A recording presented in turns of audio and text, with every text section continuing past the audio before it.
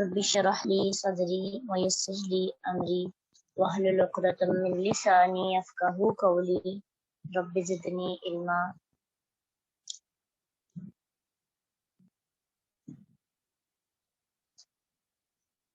أعوذ بالله من الشيطان الرجيم. بسم الله الرحمن الرحیم. ان فی اختلافی، بے شک اختلاف میں، اللیلی رات کے، والنہاری اور دن کے، وما اور جو، خلق پیدا کیا، اللہ اللہ نے.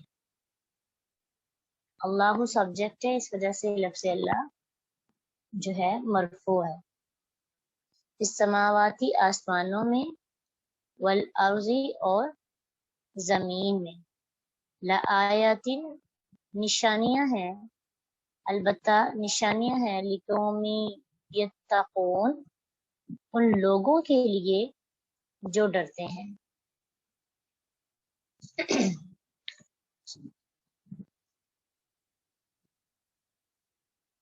ان فی اختلاف اللیل والنہار، اب پچھلی آیات کے اندر جو ہے اللہ سبحانہ تعالیٰ نے سورج اور چاند کے بارے میں بتایا، اور یہ بھی کہ اللہ سبحانہ تعالیٰ اپنی نشانیوں کے ذریعے کھول کھول کے وضاحت کرتے ہیں ان تمام چیزوں کی جس کی وجہ سے انسان کو اللہ کی معرفت حاصل ہوتی ہے.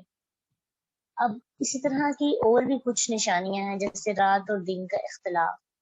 اختلاف جو ہے اس کا روٹ ورڈ ہے خا لام فا. خلف کہتے ہیں پیچھے کو. تو اختلاف کا پیچھے کے ساتھ کیا تعلق ہے؟ جب یعنی دور ہونا، پیچھے ہونا.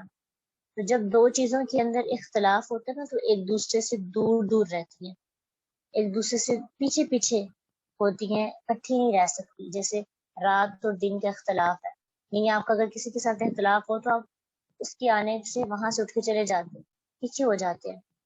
اسی طرح رات اور دن دونوں کا آپس میں اختلاف ہے، دونوں اکٹھے نہیں رہ سکتے. رات اور دن اکٹھے ہو ہی نہیں سکتے.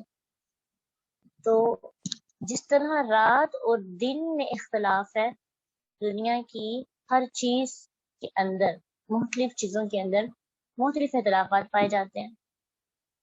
ایک آتی ہے تو دوسری چلی جاتی ہے، دوسری آتی ہے تو پہلے والی چلی جاتی ہے. جیسے موسم کے اندر اختلاف ہے، جیسے چاند اور سورج کے اندر اختلاف ہے. پھر انسان کی پیدائش اور موت کے اندر اختلاف ہے، انسان پیدا ہوتا ہے. اور پھر انسان کے جاگنے اور سونے میں اختلاف ہے.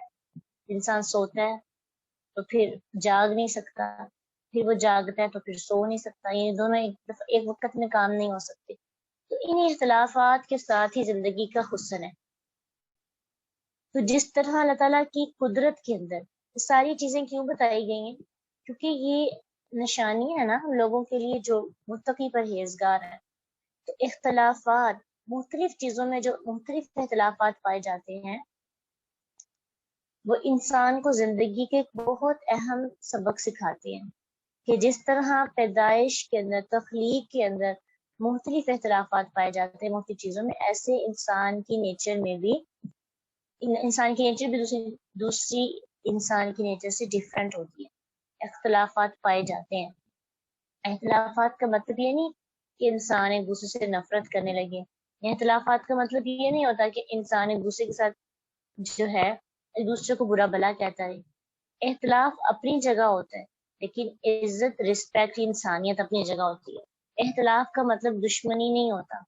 اختلاف کا مطلب یہ ہوتا ہے کہ آپ ایک دوسرے کی، آپ کی بات اور اس سامنے والے کی بات دونوں ایک دوسرے کے سامنے بالکل کریکٹ نہیں ہو سکتی، لیکن آپ ایک نظام کے تحت خاموشی کے ساتھ چل سکتے ہیں.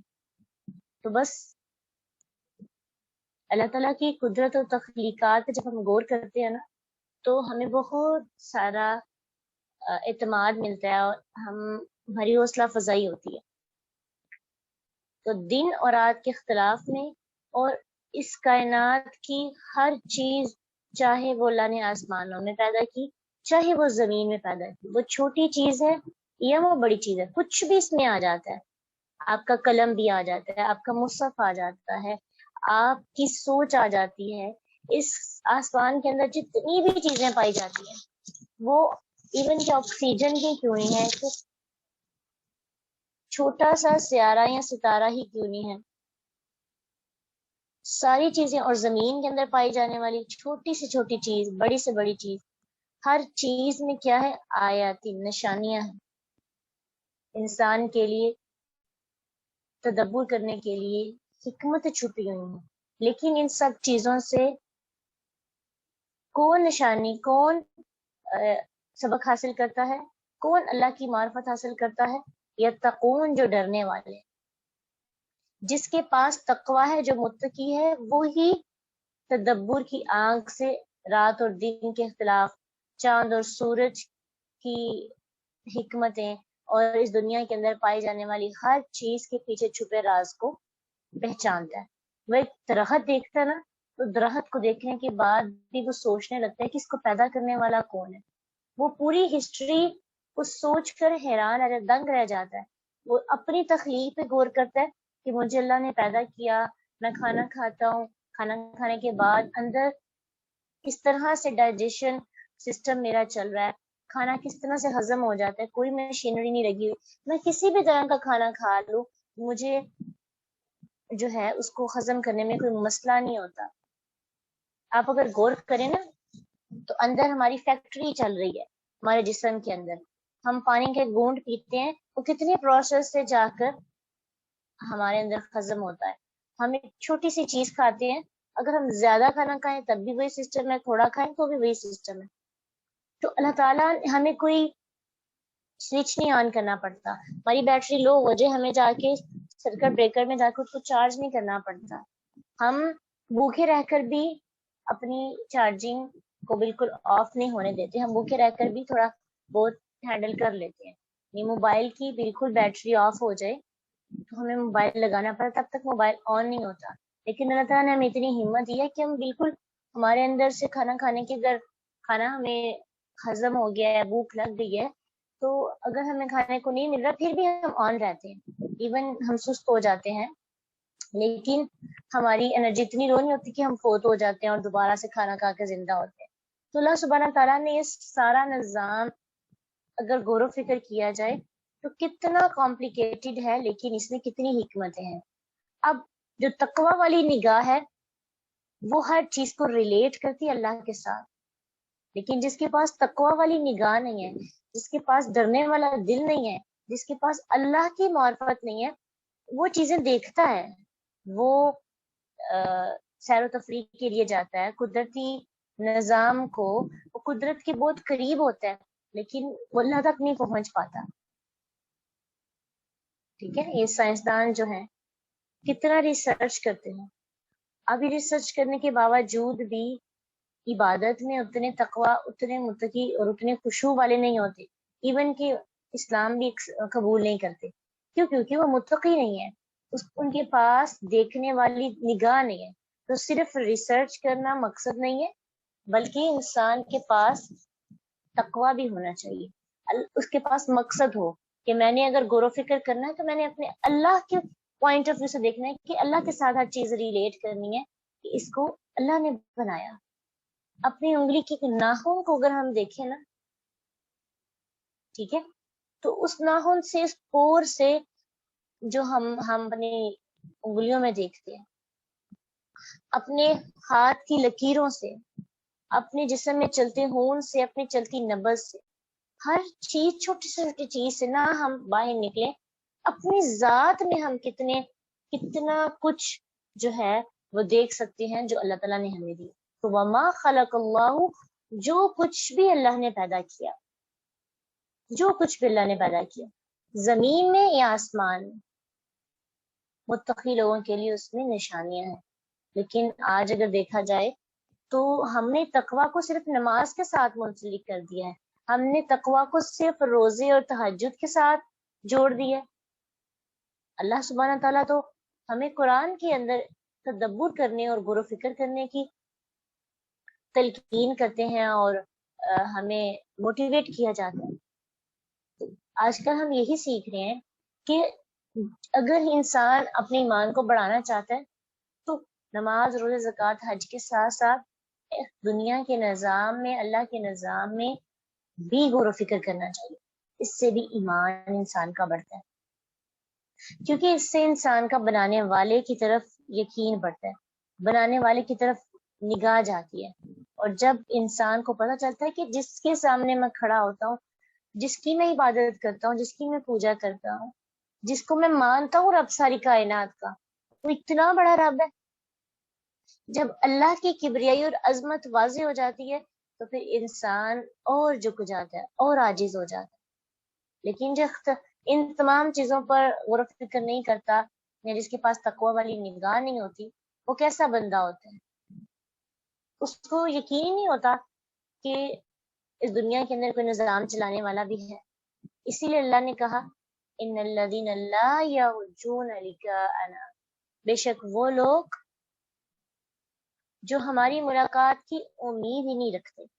یہ وہ نگاہ ہے جو تقوی والی نہیں ہے، یہ وہ نگاہ ہے جو اللہ تعالیٰ کی نشانیوں پر غور کر کے اللہ سے ڈرنے والے نہیں ہیں، برے انجام سے بچنے والے نہیں، قدرت پر یقین کرنے والے اور توحید میں پختگی والے نہیں ہیں. کیا کرتے ہیں؟ اللہ تعالیٰ کی ملاقات کی امید ہی رکھتے. یا رجون کا ایک مطلب یعنی جو رجاء ہے، راجیم اور اس کا آگے سے حروف علت میں سے کچھ حروف ہے، یعنی اس کا رجاء، اس کا مطلب ہوتا ہے امید بھی اور خوف بھی، طمع اور خوف، دونوں میننگز آ جائیں گے. نہیں وہ امید رکھتے اللہ کی ملاقات کی، نہیں وہ ڈرتے ہماری ملاقات سے. پیچھے تقوی کی بھی بات ہوئی اس لیے. تو ایسے لوگ جو اللہ کی ملاقات کا یقین نہیں رکھتے، آخرت میں ہونے والے حشر اور نشر پر ایمان نہیں رکھتے، یہ کون سے لوگ ہیں؟ جو کہ تدبر کرنے والے نہیں ہیں، جو غور و فکر کرنے والے نہیں ہیں. ایک ان کی غلطی کیا ہے کہ وہ ملاقات کا یقین ہی نہیں رکھتے. دوسری غلطی کیا ہے؟ وَرَضُوا بِالْحَيَاةِ الدُّنْيَا، وہ دنیا کی زندگی پر راضی ہو گئے ہیں. تو جب انسان کو پتہ ہے کہ اس نے دنیا کے اندر ہی رہنا ہے، اس کو یقین ہی نہیں ہے کہ اس نے اللہ کے پاس بھی جانا ہے، تو پھر دنیا کی زندگی پر وہ بندہ راضی ہو جاتا ہے، اس سے آخرت کی فکر نہیں رہتی. اور تیسری چیز وَاطْمَأَنُّوا، وہ مطمئن ہو گئے، بہا، اس پر. 3 غلطیاں ہوتی ہیں ان کی. اب ان تینوں غلطیوں کو تھوڑا سا زوم کر کے نا اپنی لائف کے اندر دیکھتے ہیں کہ کس طرح سے ہم بھی ایسے ہو گئے ہیں. ہمیں آخرت پر یقین نہیں. سورۃ بقرہ کے شروع میں اللہ سبحانہ تعالیٰ نے جب آخرت کی بات کی نا تو فرمایا یوقنون، آخرت پر یقین رکھتے ہیں. فلاح پانے والے لوگوں کی جو صفات ہیں ان میں سے جو سب سے اہم والی صفت بیان کی وہ تھا آخرت پر یقین رکھتے ہیں. جس بندے کو آخرت پر یقین نہیں، جو اپنے انجام کو دیکھ کر کام نہیں کرتا، جس کو اپنے اینڈ کا نہیں پتا، جس کو اپنی ڈیسٹینیشن کا نہیں پتا، جس کو اپنی پلاننگ نہیں کرنی آتی، جس کو لگتا ہے اس نے دنیا کے اندر ہی رہنا، نہ قبر یاد آئی ہے نہ آخرت یاد آئی ہے، ایسے بندے دنیا کی زندگی پر راضی ہو جاتے ہیں. کیا کرتے ہیں؟ مال کماتے ہیں تو ان کو لگتا ہے کہ یہی پروفٹ ہے، یہی نقصان ہے. ہماری پوری کی پوری زندگی یعنی پوری کی پورا مقصد جینے کا پیسہ ہے. کچھ لوگ عورت کے چکر میں پھنس جاتے ہیں، وہ پوری کی پوری زندگی عورت کے گرد کاٹتے رہتے چکر. ایک عورت کے فتنے سے نکلتے ہیں دوسرے کے نکلتے تیسرے کے. اور اگر خواتین غیر محرم کے فتنے میں پڑ جاتی ہیں تو وہ راضی ہو جاتے ہیں، ان کو لگتا ہے کہ یہی چاشنی، یہی لذت دنیا کا مزہ ہے، اس کے علاوہ دنیا میں تو کوئی مزہ نہیں.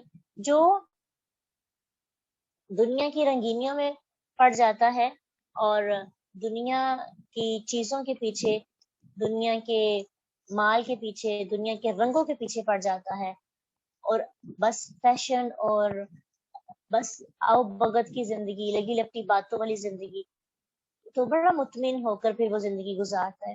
اس کو لگتا ہے کہ وہ کچھ بھی غلط نہیں کر رہا، وہ بالکل راضی ہو جاتا ہے اور مطمئن بھی ہو جاتا ہے. یہ سب سے خطرناک چیز ہے کہ اپنی زندگی پر مطمئن ہو جانا. مومن کی زندگی تو قیدخانہ ہے، وہ تو دنیا کی زندگی پر مطمئن ہو ہی نہیں سکتا، اسے تو دنیا کی زندگی پسند ہی نہیں ہے، وہ قدم قدم پر اس کی زندگی اس کے لیے اتنی تنگ ہو جاتی ہے کہ وہ اس کا دل چاہتا ہے کہ اللہ کے پاس جا کر وہ سانس، سکون کی سانس لے، آزادی والی سانس لے۔ دنیا تو اس کے لیے ایک پورے کا پورا قیدخانہ ہو جاتی ہے۔ لیکن وہ بندے جو اللہ کی ملاقات کا یقین نہیں رکھتے، وہ دنیا کی زندگی پر راضی ہو جاتے ہیں، مطمئن ہو جاتے ہیں، انہیں فکر نہیں ہوتی اللہ کی، انہیں یہ پرواہ نہیں ہوتی کہ ہمارا رب ہم پہ ناراض ہے، ان کو یہ فکر نہیں ہوتی کہ وہ دین کے کتنے احکامات کو پس پشت ڈال رہے ہیں، ان کو یہ فکر نہیں ہوتی کہ ان کی نماز ضائع ہو رہی ہے، ان کو یہ بھی پرواہ نہیں ہوتی کہ ان کی نمازوں کی تاخیر کی وجہ سے یا نمازوں کی غیر حاضری کی وجہ سے ان کا رب ان کے بارے میں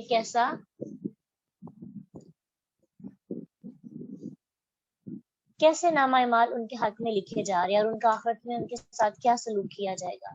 وہ عذاب کی آیات پڑھتے بھی ہیں اور یہ سوچتے ہیں کہ یہ تو ہمارے لیے نہیں تھا، یہ تو فلاں کے لیے۔ وہ آیات کو سامنے پڑھ کر بھی یہ سوچتے ہیں کہ آیت میرے فلاں دوست کے لیے، فلاں بندے کے لیے، فلاں بہن کے لیے۔ والذین هم عن آیاتنا غافلون، یہ وہی لوگ ہیں جو ہماری آیات سے غافل ہیں۔ چوتھی چیز ان کے اندر کیا پائی جاتی ہے؟ وہ آیات سے غافل ہیں۔ وہ آیات کونیہ ہیں یا آیات شرعیہ؟ آیات کونیہ یعنی دنیا کے جو بھی ہم نے اختلافات پڑھے، دن رات کے، قدرت کا نظام پڑھا، تدبر نہیں کرتے کائنات پر، اللہ کی نشانیوں پر۔ اور آیات شرعیہ یعنی قرآن کی آیات بھی نہیں پڑھتے، دونوں سے غافل ہیں۔ جب بھی انہیں قرآن پڑھنے کا کہا جائے تو کہتے ہیں ہمارے پاس تو وقت ہی نہیں ہے، ہمارے تو ایگزامز ہی ہوتے رہتے ہیں، ایک پروجیکٹ کمپلیٹ ہوتا ہے دوسرا شروع ہو جاتا ہے، ہم اپنی پڑھائی پہ لگے ہوئے ہیں، پھر کمانا بھی تو ہے، پھر دنیا میں جینا تو ہے، دنیا کی زندگی کے لیے بھی تو ایفرٹ کرنی پڑے گی، دنیا کے علم کے بغیر تو ہم آگے بڑھ نہیں سکتے، چل نہیں سکتے۔ بہت ایکسکیوزز ہوتے ہیں ان کے پاس۔ آپ ان کو قرآن کی دعوت دیتے ہیں، وہ بجائے اس کے کہ ڈرنے کے وہ غافل ہو جاتے ہیں، غفلت اختیار کرتے ہیں، ریجیکٹ کر دیتے ہیں۔ یہاں پہ جب سوچتے ہیں، یہ نظریہ ہوتا ہے کہ جب ریٹائر ہو جائیں گے تو جب زندگی کے اندر اور کچھ کرنے کو نہیں ہوگا تب قرآن ہی تو پڑھنا ہے، ہم نے ساری زندگی بعد میں جو بچ جانی ہے تب پڑھ لیں گے۔ یعنی قرآن کو اپنی بیکار کی زندگی کے لیے رکھ دیا۔ جو ساری طاقتوں والی زندگی تھی، جو بہترین عمر تھی، جس کے اندر آپ کے پاس انرجی تھی، وہ آپ نے ساری دنیا کے اندر لگا دی، دنیا کا روزی کمانے کے اندر، پیسہ کمانے کے اندر، شہرت کمانے کے اندر، عزت حاصل کرنے میں۔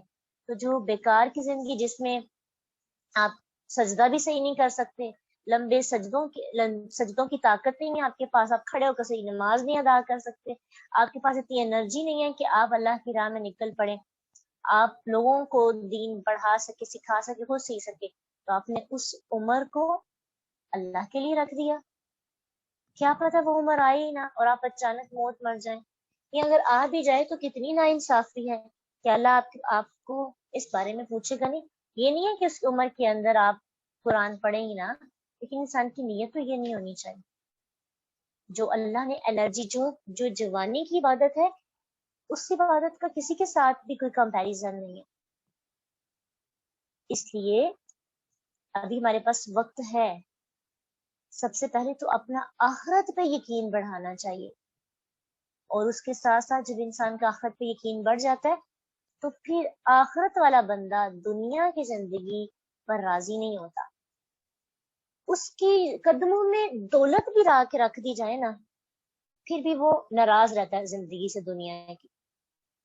یہ نہیں اسے شکوہ ہوتا ہے، اس کو دنیا کی چیزیں اٹریکٹ نہیں کرتی، وہ سوچتا ہے کہ میری آخرت بس سنور جائے، میرا اللہ مجھ سے راضی ہو جائے۔ وہ دنیا والوں کو راضی کرنے کی کوششیں نہیں کرتا، وہ اللہ کی رضا پر راضی ہوں۔ اور پھر اس کے بعد جب دنیا کو راضی نہیں کرتا، دنیا اس سے خوش نہیں ہوتی، اللہ ہوتا ہے دنیا اس سے خوش نہیں ہوتی، تو دنیا اسے تنگ کرتی ہے، دنیا اسے تکلیف پہنچاتی ہے، دنیا والوں کو اسے شکوہ ہوتا ہے، دنیا والے اسے اپنے پیمانوں پہ نہیں تولتے۔ دنیا والے اسے نقصان پہنچاتے ہیں، دنیا والے اس کا دل بھی توڑتے ہیں، دنیا والے اس کا دھوکہ بھی دیتے ہیں، دنیا والے اس پہ زیادتی بھی کرتے ہیں، اسی لیے تو وہ مطمئن نہیں ہوتا دنیا کی زندگی پر۔ اللہ والے جو بندے ہوتے ہیں نا، دنیا ان کے لیے تنگ ہو جاتی ہے، یہ چیز یاد رکھیں۔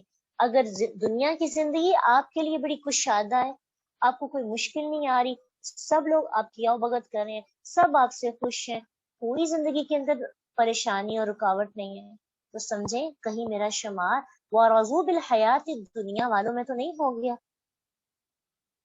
ایک لمحے کے لیے خود کو جھنجھوڑنا چاہیے اگر کبھی ایسے معاملات ہوں، اور اگر مشکلات آئیں، کچھ دن آپ کے اچھے گزرتے ہیں، پھر کچھ دن پریشانیوں میں گزرتے ہیں، تو یہ سمجھیں کہ ایمان والے بندوں کی زندگی ایسی ہی ہوتی ہے، ان کے لیے لوگ مسائل پہ مسائل آتے رہتے ہیں، بعض اوقات بے وجہ پریشانی ہو جاتی ہے، اللہ اپنے بندے کو بے چین کر کے اپنے قریب لاتا ہے۔ جیسے اب ایک جانور ہے اور اس کو رسی باندھی ہوئی ہے نا، تو وہ رسی بڑی ڈھیلی ہو جاتی ہے، وہ دور دور تک چلا جاتا ہے، لیکن وہ اپنے مالک نے جہاں باندھا ہوا اس کے ساتھ بندھا ہوا ہے۔ اب مالک دیکھتا ہے کہ وہ دور دور تک نظر نہیں آ رہا، آج کل اپنی منزل جو مقصد ہے اسے دور ہٹ گیا، تو وہ اس رسی کو کھینچتا ہے۔ جب وہ رسی کھینچی جائے گی تو گلے کے اندر تکلیف تو ہوگی کھینچنے کی وجہ سے۔ یہی سمجھا کریں کہ ہم اپنے مالک سے کے ساتھ جب خود کو جوڑ لیتے ہیں، ہم اپنا آپ اس کے ثبوت کر دیتے ہیں، تو جب کبھی ہم بٹکنے لگتے ہیں، جب ہم کبھی دنیا کی رنگینیوں میں کھو جانے لگتے ہیں، تو ہمارا مالک ہماری رسی کو کھینچتا ہے۔ یا تو یہ کہ رسی چھڑا کے ہی چلے جائیں، نہ ہمیں کوئی پوچھنے والا ہوگا، نہ مالک کی طرف سے آزمائش آئے گی، نہ ہی کوئی رکاوٹ آئے گی، اپنی مرضی کی اپنی جیسے زندگی جینا چاہتے ہیں ویسے جی۔ وَيَمُدُّهُمْ فِي طُغْيَانِهِمْ يَعْمَهُونَ، مالک کچھ نہیں کہے گا، وہ ایک دفعہ یہ آخرت میں پکڑے گا۔ تو دوسرا آپشن یہ ہے کہ مالک کے ساتھ جڑے رہیں، کبھی دنیا والوں کی وجہ سے ہم دور، کوئی ہمیں چاکلیٹ دکھا کر اپنی طرف اٹریکٹ کر رہا ہے، نیند کے دنیا کی رنگینیاں، دنیا کی مٹھاس، زندگی کا حسن، تو ہمیں مختلف اٹریکٹیو چیزیں دکھا کے لوگ اپنی طرف بلاتے ہیں، ہم چلے جاتے ہیں، لیکن ہم مالک کے ساتھ جڑے ہوئے ہیں، تو مالک آزمائش میں مبتلا کرتا ہے، کھینچتا ہے رسی، تکلیف ہوتی ہے، اور پھر ہمیں درد تو ہوتا ہے، ہم بڑا پریشان ہوتے ہیں، لیکن آہستہ آہستہ جب دیکھتے ہیں کہ ہم واپس اپنے رب کے پاس جا رہے ہیں، اس کا قرب مل رہا ہے، تو پھر سکون ملنے لگتا ہے۔ اس لیے اگر مسائل پیش آئیں، پریشان ہو، یا آپ کو دنیا اچھی نہیں لگ رہی، آپ مسائل پہ مسائل آتے جا رہے ہیں، اور ان مسائل کی وجہ سے آپ اللہ کے قریب ہوتے جا رہے ہیں، تو ان مسائل پہ مطمئن ہو جانا چاہیے کہ رب ہمارا راضی ہو جائے، اور یہ چیز کا خاص خیال رکھیں وَالَّذِينَ هُمْ عَنْ آيَاتِنَا غَافِلُونَ۔ اگر آپ قرآن کی آیات کے ساتھ جڑے ہوئے تو آیات کونیہ کے ساتھ بھی جڑنا ہے، دنیا کے نظام پہ تدبر کرنا ہے، اور اگر آپ آیات کونیہ تو کرتے جا رہے ہیں، اس پہ غور و فکر کرتے ہیں، لیکن آیات شرعیہ نہیں ہے ساتھ، قرآن کے آیات، قرآن کو پڑھنے کی توفیق نہیں ہے، اور یہ سمجھتے ہیں کہ جب زندگی میں وقت ملے گا تب پڑھیں گے، تو بھول جائیں ایسی چیز، ایسی اپرچونٹی پتہ نہیں آپ کو ملے گی کہ نہیں، یہ موقع تو قسمت والوں کو نصیب ہوتا ہے، تو جو لمحہ موجود ہے اس موجودہ لمحے کو ضائع نہیں کرنا چاہیے، جس وقت ریمائنڈر ملے فوراً سے لبیک کہہ دیں، یہ آپ کو انوائٹ کر رہا ہے قرآن کی طرف، تو یہ نہ سمجھیں کہ یہ اس کا اپنا فائدہ ہے، آپ قرآن پڑھیں گے تو کسی کو کیا فائدہ ہوگا، آپ کی اپنی ذات کو فائدہ ہے۔ جو آپ کو قرآن کی طرف بلاتا ہے گویا کہ وہ آپ کا حقیقی دوست ہے، جو آپ کو انویٹیشن بھیجتا ہے کہ چلو تم بھی قرآن سیکھ لو، وہ آپ کا حقیقی رہنما ہے اور خیر خواہ بھی ہے۔ ایسے بندوں کی قدر بھی کرنی چاہیے، اور ان کی پکار پر، ان کی دعوت پر لبیک کہنا چاہیے، سوچنا ہی نہیں چاہیے کہ ہمیں ایکسیپٹ کرنی بھی ہے کہ نہیں، ٹھیک ہے۔ تو دنیا کے اندر آپ کو مختلف لوگ مختلف گفٹس دیتے ہیں، قرآن کا تحفہ جو کسی کو دے دیتا ہے، یہ ایک ایسا تحفہ ہے جو آپ کو جنت تک لے کے جاتا ہے، اصل دوستی تو یہی ہے کہ آپ ایک دوسرے کی جنت کی فکر کریں. محبت یہ ہے کہ آپ اپنے دوست کو جہنم کی آگ سے بچائیں. وہ آگ جس کے بارے میں کل پڑھا، حمیم، ابلتے چشمے سے جو ابلتا ہوا جہنم کا چشمہ ہے، وہ جو پینے والا عذاب ہے، وہ ہے اصل دوستی. آپ اپنے دوستوں کو نقصان سے بچائیں. اس لیے خود بھی تدبر اور غور و فکر کا رشتہ ہونا چاہیے قرآن کے ساتھ اور اللہ کی آیات کے ساتھ. آیات کی بات جب بھی آئے نا تو آپ کے مائنڈ میں دونوں طرح کی آیات آنی چاہیے. اللہ کہتے ہیں اولئک مأواہم النار بما کانوا یکسبون، یہی وہ لوگ ہیں جن کا ٹھکانہ کیا ہے؟ جہنم کی آگ. کیوں؟ بما کانوا یکسبون، اس وجہ سے کہ جو وہ کماتے ہیں. تو اگر انہوں نے اپنی روش نہ بدلی، اگر دنیا پہ ہی مطمئن رہے، دنیا پہ ہی راضی رہے اور آخرت پر یقین نہ کیا، اللہ کی ملاقات کا ان کو یقین نہیں ہوا، تو ظاہری بات ہے کہ جو بندہ ان تینوں کاموں میں الجھ جاتا ہے اس کو پھر پرواہ نہیں رہتی کہ وہ اللہ کے بارے میں بات کر سکے، اللہ کے بارے میں سوچ سکے. وہ چیزوں کو ریلیٹ ہی نہیں کر پاتا. وہ ہر چیز دیکھ رہا ہوتا ہے، ظاہری آنکھ سے کو سب نظر آ رہا ہوتا ہے، لیکن بصیرت نہیں ہوتی. صاحب بصیرت لوگ ہی اللہ کی آیات نشانیوں کو سمجھ سکتے ہیں.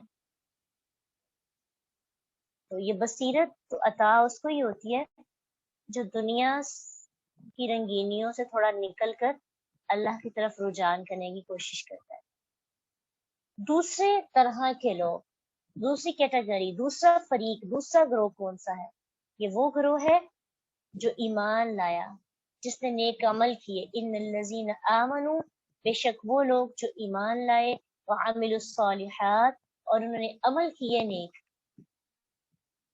ان کے لیے کیا انعام ہے؟ یہدیہم، یہدی رہنمائی کرے گا، ہم ان کی، ربہم ان کا رب، بی ایمانہم بوجہ ان کے ایمان کے، تجری من تحتہم الانہار، بہتی ہیں ان کے نیچے سے نہریں، فی جنات النعیم، نعمتوں والے باغات میں. تو ایمان لانے والے، ایمان لانے کے بعد نیک اعمال کرنے والوں کے لیے کتنی زیادہ نعمتیں ہیں.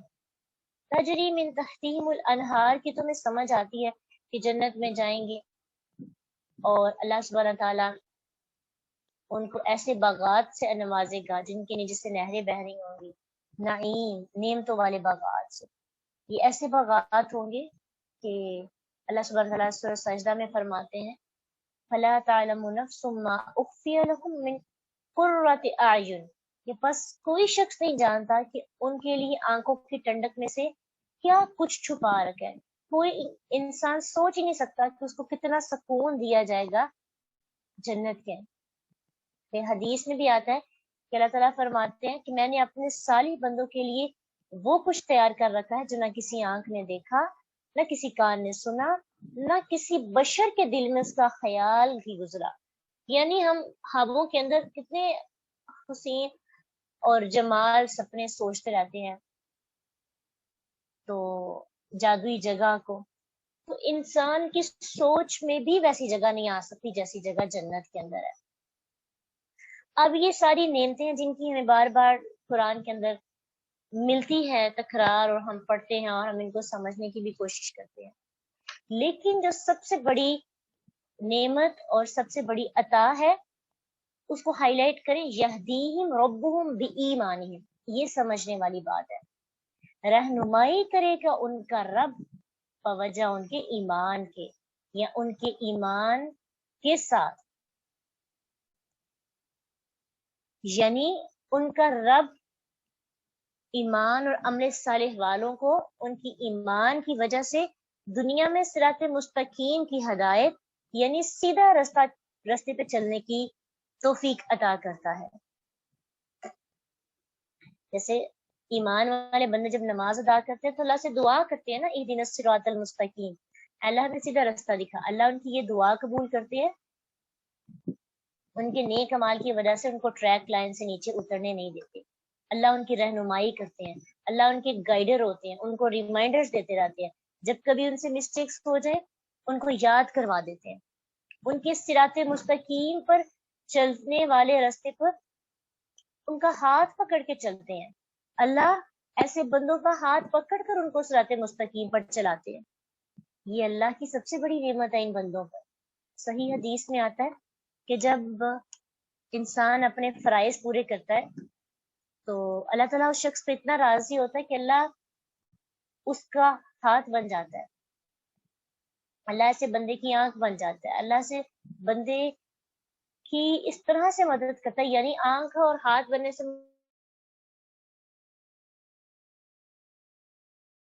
عطا کرتا ہے. اور یہ سب کام کرنے کی وجہ سے اس بندے کو اطمینان حاصل ہوتا ہے، سکون حاصل ہوتا ہے.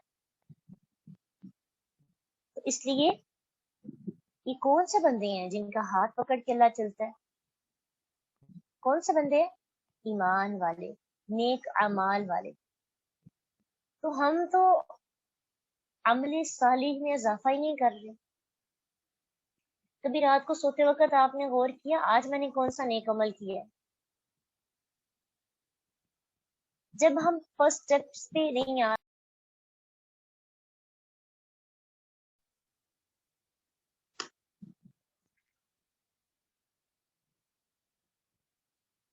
اور اس یہدیہم ربہم بایمانہم کا دوسرا مطلب یہ ہے کہ دنیا میں ایمان لانے کی وجہ سے قیامت کے دن اللہ تعالیٰ کی طرف سے ان کی رہنمائی ہوگی، حتیٰ کہ وہ پل صراط سے گزر کر سیدھے جنت میں پہنچ جائیں گے.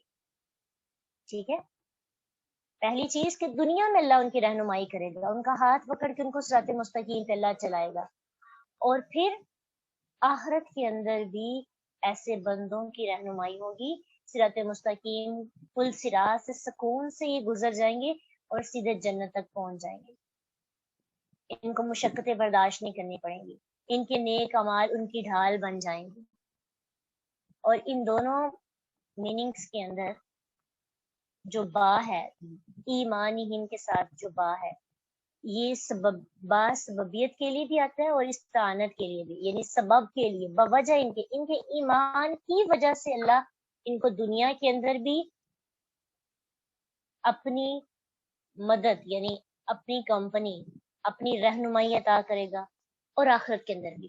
اور اگر استعانت کے لیے استعمال کیا جائے تو اس کا ترجمہ اس طرح سے ہو سکتا ہے کہ ایمان والے مرد اور عورتوں کا نور ان کے آگے اور ان کے دائیں طرف دوڑا ہوگا قیامت کے دن، جبکہ منافق مرد اور عورتیں ان سے درخواست کریں گے کہ ہمیں بھی اپنے نور سے فائدہ اٹھا کر چلنے کا موقع دیجیے، لیکن ان کو وہ نور نہیں ملے گا. مومن اپنے نور کی مدد سے چلتے ہوئے جنت میں پہنچ جائے گا، جبکہ منافق اندھیرے میں رہ جائیں گے. یعنی با مدد سے، استعانت مدد کے لیے. تو ان کے یہ اپنے ایمان کی مدد سے قیامت کے دن جنت تک پہنچ جائیں گے. ان کا ایمان نور کی شکل میں ان کی مدد کرے گا، ان کے لیے روشنی کی وجہ بنے گا. ٹھیک ہے، تو اس کے میننگ جو ہے اس کو ہم نے تھوڑا سا اور سمجھنے کی کوشش کرنی ہے. یہ جو 3 لفظ ہیں اگر ہمیں ان پر یقین آ جاتا ہے تو ہم نیک اعمال کرنے کی طرف ہماری دوڑ بڑھ جاتی ہے. کہ اگر انسان نیکیاں کرتا ہے، عمل صالح کرتا ہے، ایمان لاتا ہے، تو جتنا جتنا اس کا ایمان بڑھتا جاتا ہے اتنے اتنے اس کے اعمال بھی بڑھتے جاتی ہیں. جتنے جتنے اس کے اعمال بڑھتے جاتے ہیں اس کو اللہ کی دوستی اتنی زیادہ نصیب ہونے لگتی ہے. تو جو واقعی اللہ کو مان لیتا ہے، جو واقعی اللہ کی بات کو فرسٹ پرائیورٹی دیتا ہے، تو وہ سستی اور کاہلی کا شکار نہیں ہوتا، وہ نیکیوں میں دوڑ لگاتا ہے. ایمان ایک فیول کی طرح کام کرتا ہے، اس کے اندر انرجی آ جاتی ہے. اس کے اندر جب ایمان کا ایندھن ہوتا ہے تو عمل صالح کی طرف اس کے قدم بڑھتے چلے جاتے ہیں، اور اللہ سبحانہ تعالیٰ اس کی اتنی رہنمائی کرتے ہیں، اس کا ہاتھ پکڑ کر اسے صراط مستقیم پہ چلاتے ہیں۔ چلتا چلتا جب اس کا موت کا وقت قریب آ جاتا ہے تو اس کا خاتمہ بھی ایمان پہ ہوتا ہے، یعنی اللہ اس کے ہر سٹیپ پہ اس کی مدد کرتے ہیں، صرف اس لیے کہ اس کے دل میں ایمان ہوتا ہے اور وہ نیکیوں کا شوقین ہوتا ہے۔ تو جب ہم نیکی کرنا ہی نہیں چاہیں گے، جب ہم صرف باتوں سے ہی اپنے آپ کو مطمئن کرتے رہتے ہیں اور باتوں سے ہی بس اپنے آپ کو سہارا دیتے رہتے ہیں اور ایکسکیوزز پیش کرتے رہتے ہیں، تو پھر کیسے ہماری رہنمائی ہوگی، کیسے ہم دین پہ عمل کر سکیں گے؟ حدیث میں آتا ہے کہ اللہ تعالیٰ 3 ایسے لوگ ہیں جن کی اللہ ضمانت دیتا ہے، یعنی اللہ ان کا ضامن ہے، اگر وہ دنیا کے اندر زندہ رہتے ہیں تو اللہ ان کے لیے کافی ہو جاتا ہے، اور اگر وہ مر جاتے ہیں تو اللہ تعالیٰ ان کو جنت عطا کریں گے، جنت میں داخل ہوگا وہ بندہ۔ ان میں سے ایک بندہ وہ ہے جو فی سبیل اللہ، یعنی اللہ کے راستے میں ہوتا ہے، وہ چاہے جہاد میں ہو، چاہے وہ قرآن سیکھ رہا ہے، اللہ کا راستہ ہے نا، دین سیکھنے کے لیے نکلا ہے تو اللہ کا راستہ ہے، نیکیوں کر رہا ہے تو اللہ کا راستہ ہے، مشکلات برداشت کر رہا ہے اللہ کی رضا کے لیے، حق کے لیے، تو اللہ کا راستہ ہے۔ تو ایسا وہ بندہ جو اللہ کی راہ میں ہوتا ہے، اللہ تعالیٰ اس کا ضامن ہو جاتا ہے، اس کے لیے اللہ اس کے لیے کافی ہو جاتا ہے، اللہ اس کی کفایت کرتا ہے، اس کی دیکھ بھال کرتا ہے اور اس کو اکیلا نہیں چھوڑتا، اور اگر وہ مر جاتا ہے تو اللہ اس کو جنت میں داخل کرتا ہے۔ تو یہاں پہ 2 گروہوں کا ذکر ہے، دونوں گروہوں کے رویوں میں فرق ہے۔ پہلا وہ گروہ جو دنیا کی زندگی پہ مطمئن ہو گیا، جن نے دنیا کی زندگی کو فرسٹ پرائیورٹی سمجھا، دنیا کی زندگی پہ راضی ہو گیا، ایسے بندے کو نیکیاں کرنے کی فکر نہیں ہوتی، وہ کہتے ہیں کیا چند لمحوں کی زندگی ہے اور اپنا انجوائے خراب کریں، اپنی انجوائمنٹ کو کم کر لیں، پتہ نہیں مر ہی جانا نا، تو انسان کو زندگی تو کھل کے جینی چاہیے، بعد میں مرنے کے بعد کیا ہونا ہے اس کے بارے میں انسان کچھ کہہ نہیں سکتا۔ وہی نا، آخرت پہ یقین نہ ہونے کی وجہ سے انسان دنیا میں مگن ہو جاتا ہے، لیکن جو جنت والا ہوتا ہے وہ تو ہر پل اللہ سے دعا کرتا ہے، اللہ مجھے نیکی کرنے کے طریقے سکھا دے، اے اللہ مجھے اس طرح کا بنا دے کہ میں قدم قدم پہ نیکی کر سکوں، قدم قدم پہ میرے پاس موقع ہو کہ میں اعمال میں اضافہ کر سکوں، کبھی کسی کی مدد کر کے، کبھی مسکرا کر، کبھی نوافل ادا کر کے، کبھی اذکار کر کے، کبھی قرآن کی تلاوت کر کے، کبھی قرآن پہ تدبر کر کے، اللہ میرا ہر لمحہ ہر سانس تیرے نام سے شروع ہو اور تیری خاطر میں کام کرتے کرتے اس دنیا سے چلا جاؤ۔ مومن بندے کی نظر صرف اپنی نیکیوں پہ ہوتی ہے، اس کو لالچ ہوتا ہے کہ وہ اپنے اکاؤنٹ میں اپنی نیکیوں میں اضافہ کرے، اور ایسا ہی ہوتا ہے نا، ضروری نہیں ہے کہ وہ صرف ایک جیسا ایک عمل کر کے نیکیاں کماتا ہے، بلکہ اس کی سانس بھی اس کے لیے نیکی بن جاتی ہے۔ وہ کھاتا ہے کلوا من طیبات ما رزقناکم کے اندر، جب وہ حلال اور طیب رزق کھاتا ہے تو بھی اس کی نیکی ہے، حلال کماتا ہے تو یہ بھی اس کی نیکی ہے، اپنے بچوں کو اچھا کھلاتا پلاتا ہے، یہ بھی اس کی کیا ہے؟ نیکی ہے۔ وہ اگر اللہ کا نام لے کر سونے کے اذکار کر کے سوتا ہے تو اس کے ایک ایک سانس پر فرشتے اس کے لیے نیکی لکھتے ہیں، باوضو ہو کے سوتا ہے تو نیکی کی حالت میں، عبادت کی حالت میں ہوتا ہے، صبح اٹھتے ہی اللہ کو یاد کرتا ہے تو نیکی، یہ اس کے اعمال میں اضافہ ہو رہا ہے نا۔ کوئی اس سے لڑا ہے، جھگڑا ہے، منا لیتا ہے تو یہ بھی اس کی نیکی ہے، وہ لوگوں کو ناراض نہیں ہونے دیتا، عاجز ہو کر سوری کر لیتا ہے، یہ بھی اس کی نیکی ہے، دنیا بھی خوش ہو جاتی ہے اور اللہ تو اس پہ بہت زیادہ راضی ہو جاتے ہیں، کیونکہ اس کی نیت یہ نہیں ہوتی کہ میں نے دنیا کے لیے یہ سب کام کرنے ہیں، اس کی نیکی ہوتی ہے عامل الصالحات، نیک اعمال میں اضافہ، نیکیوں کا شوق، جنت کا نشہ اسے لگ جاتا ہے اور وہ اللہ سے نیکی کرنے کے طریقے سیکھنے کی کوشش کرتا ہے۔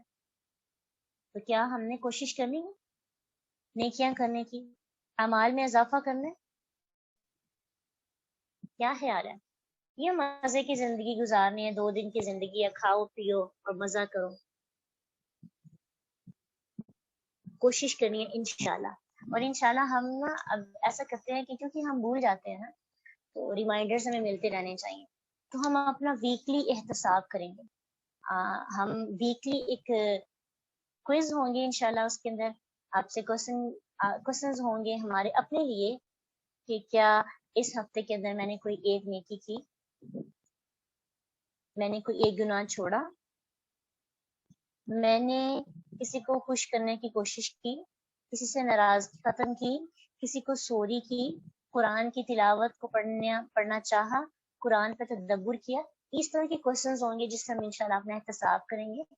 تو اس سے یہ ہے کہ انسان کو تھوڑی شرمندگی ہوگی اگر نہ کیا ہوگا.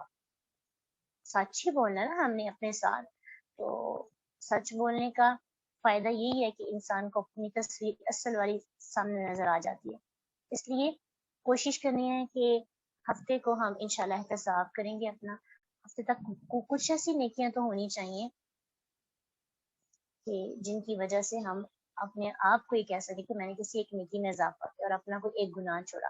اگر ہم ویکلی بھی، ڈیلی اگر نہیں ہے تو ویکلی بھی ایک گناہ چھوڑ دینا تو ہم ایک مہینے کے اندر 4 گناہوں کو چھوڑ سکتے ہیں.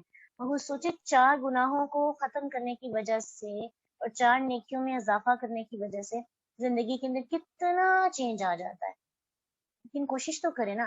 اب ہم کر ہی نہیں رہے، کوشش ہی نہیں کر رہے، بس پڑھتے جا رہے ہیں، سیکھتے جا رہے ہیں، اب تو تدبر بھی نہیں کرتے.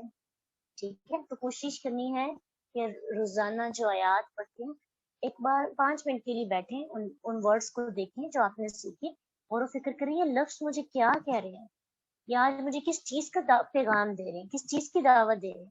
اور ویسے بھی حقیقت یہ ہے کہ ہمارے علم میں بھی اضافہ ہو رہا ہے، ہماری ڈگریز میں بھی اضافہ ہو رہا ہے، اور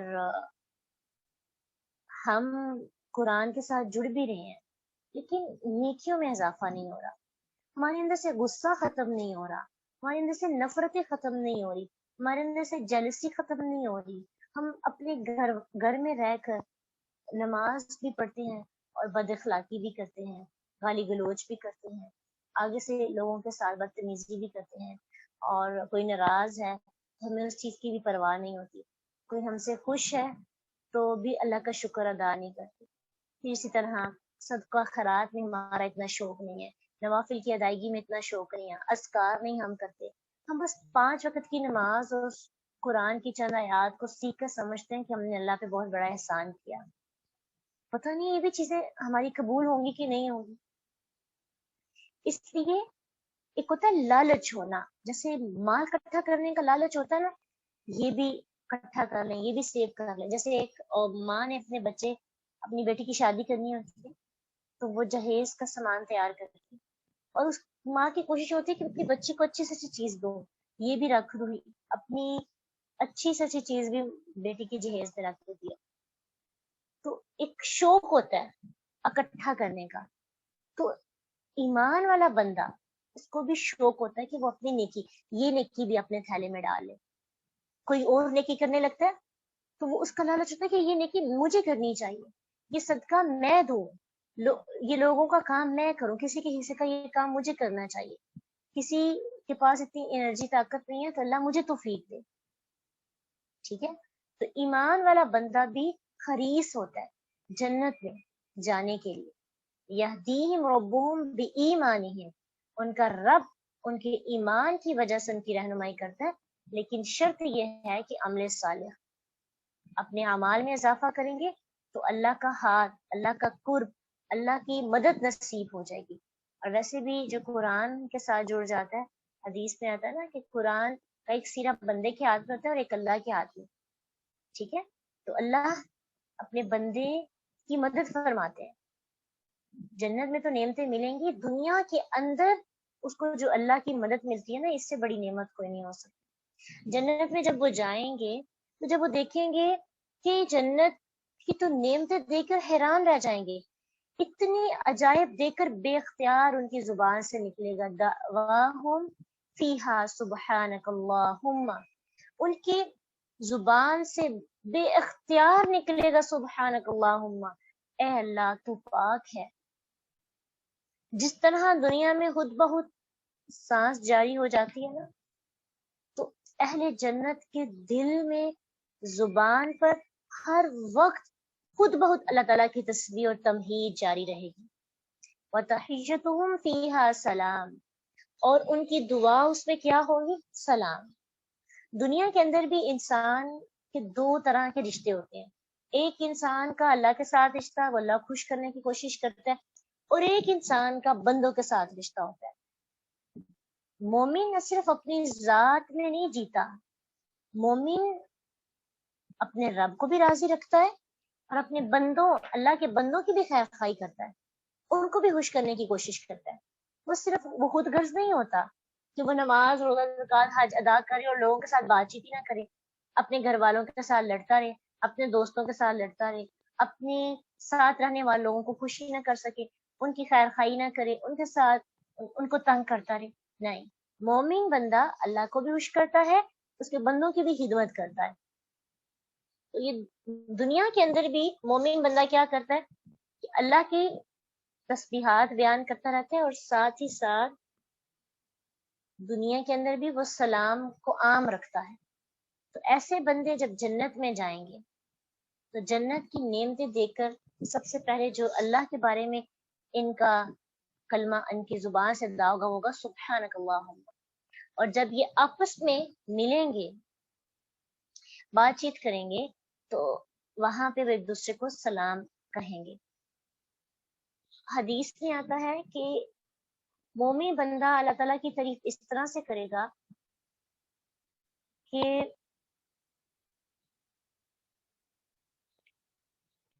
رسول اللہ صلی اللہ علیہ وسلم فرماتے ہیں کہ جنتی جنت میں کھائیں گے اور پیئیں گے، وہ نہ تھوکیں گے، نہ پیشاب کریں گے، نہ پہانا کریں گے، اور نہ ناک صاف کریں گے۔ صحابہ نے پوچھا جو وہ کھانا کھائیں گے اور وہ کہاں جائے گا؟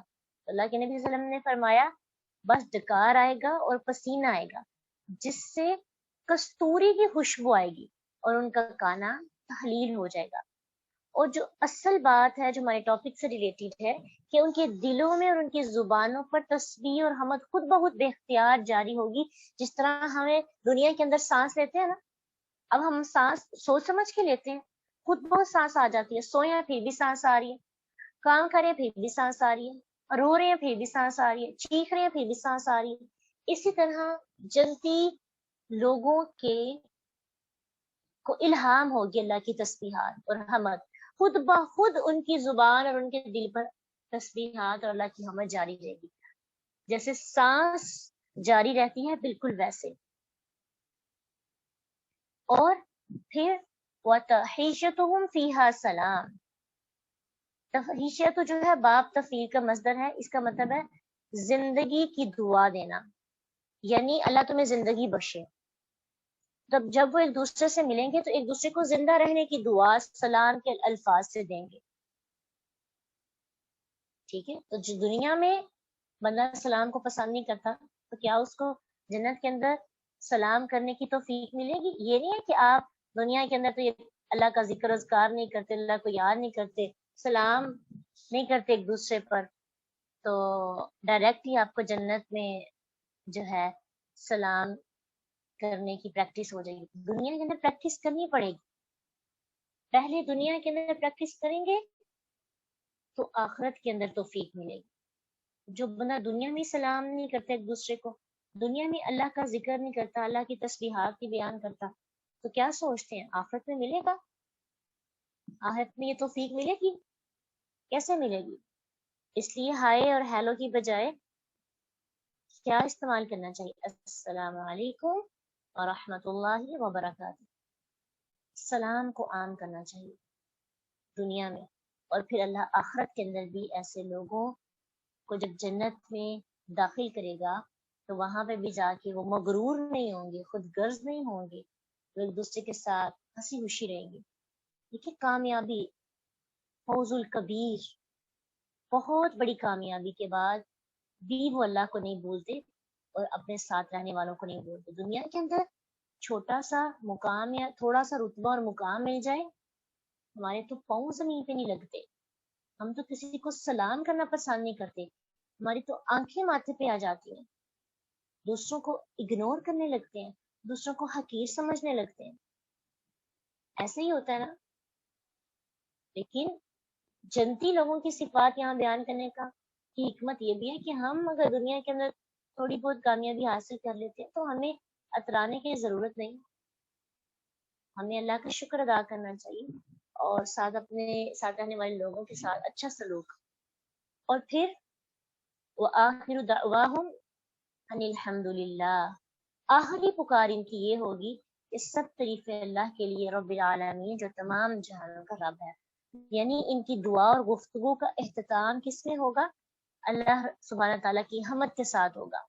دنیا میں بھی ان کی گفتگو اور دعا کا خاتمہ اللہ کی حمد و تسبیح کے ساتھ ہوا کرتا تھا.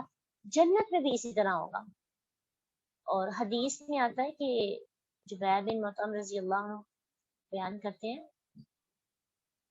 کہ اللہ کے نبی صلی اللہ علیہ وسلم نے فرمایا جو شخص یہ الفاظ کسی ذکر کی مجلس میں کہتا ہے تو یہ مہر کی طرح ہوں گے جو آخر میں لگائی جاتی ہے، سٹیمپ لگ گئی.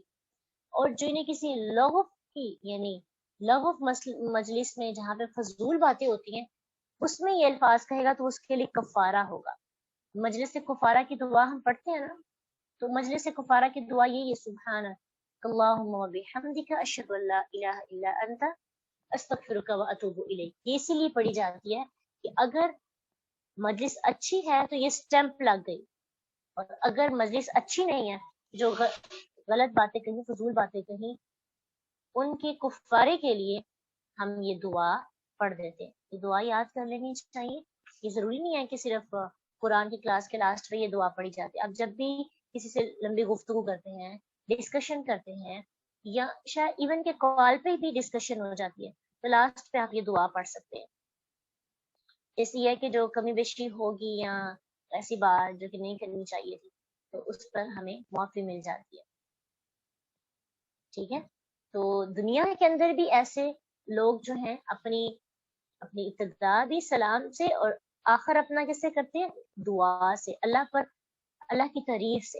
اور آخرت کے اندر بھی ان کی گفتگو کا آغاز سلام سے ہوگا اور ان کی گفتگو کا اختتام کس پہ ہوگا؟ اللہ کی تسبیحات پر، رب العالمین کی حمد و ثنا پر.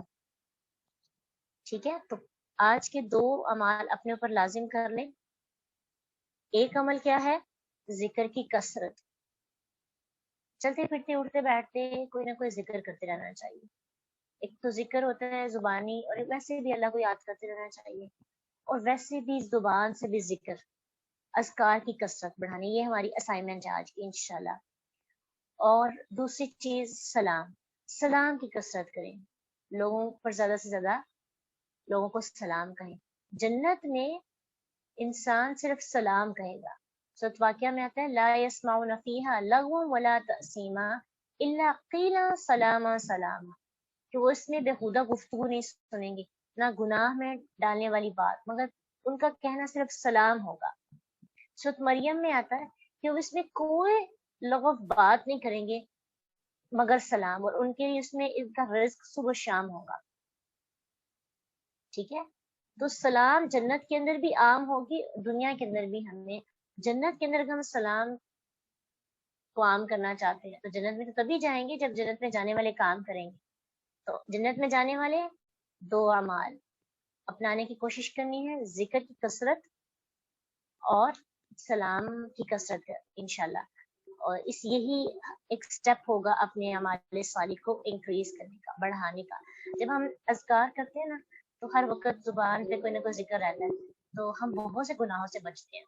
جیسے ہی ہم یوٹیوب پہ کوئی غلط چیز دیکھنے لگتے ہیں تو زبان پہ چونکہ استغفر اللہ یا سبحان اللہ و بحمدہ پڑے ہوتے ہیں تو اچانک سے ذہن میں آ جاتا ہے ہم تو یہ اذکار کر رہے تھے، تو انسان تھوڑی دیر کے لیے اس پیس سے نکل جاتا ہے. اسی طرح جب کسی سے بدتمیزی کرنے لگتے ہیں یا بد اخلاقی کرنے لگتے ہیں تو ہمیں ذہن میں رہتا ہے ہم تھوڑی دیر تو پہلے اللہ کو یاد کر رہے تھے، تو انسان بہت سے برے اعمال سے بچ جاتا ہے. تو آج اگر ہم نے نیت کی تھی ہم نے نیک اعمال میں اضافہ کرنا تو اللہ نے بتا بھی دیے. 2 نیک اعمال، ذکر کی کثرت اور کیا کرنا ہے؟ سلام کی کثرت انشاءاللہ. ٹھیک ہے،